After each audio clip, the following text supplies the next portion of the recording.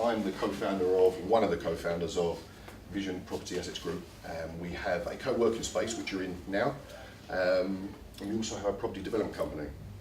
I'm also lucky to be on the board at Chelmsford Business Board, so I get some of the information that's going on in and around the area. Now, I haven't been given my clicker, have I? I'll do it.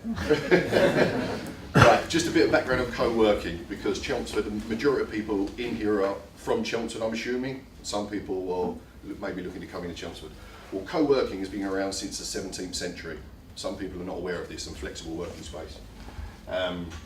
Used to be called the coffee house, but then soon started to evolve and it was called the coffice. Now, this spread across Europe and then started to spread over to the USA. They started to get hold of this, grabbed the bull by the horns, and then started the co-working, the collaboration, and the networking events started to take off. So they started to, it's very hard without my clicker, they started to change. No, I'm not too quick. Spread across USA. It's been in London now for 10 years, and they believe by 2020, 60%, thank you, 60% of business and office space will be flexible and co-working. So it just shows how things are changing. So obviously that's where we are today. Now, it's the birthplace of radio, and the reason we chose Chelmsford is because it's got heritage, it's got a lot of background, and we can see the growth in the area.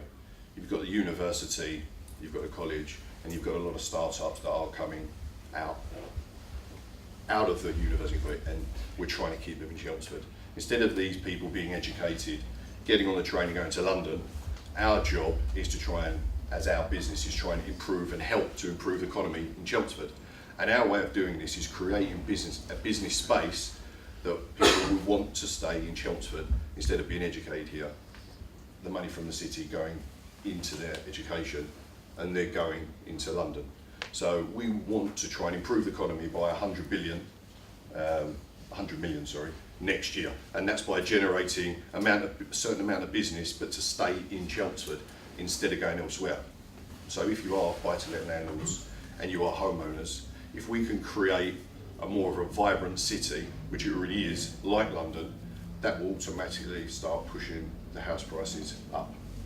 So Chelmsford has changed over the years.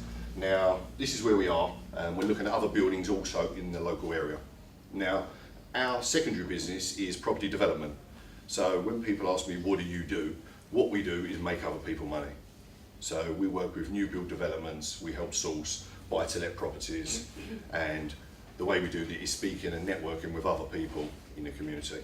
Now, I may not, well, hopefully, I may look old enough to be sort of a buy-to-let landlord for many years. At the moment, we have sold a lot of our properties because we are developers, but I've been involved in property since 2008.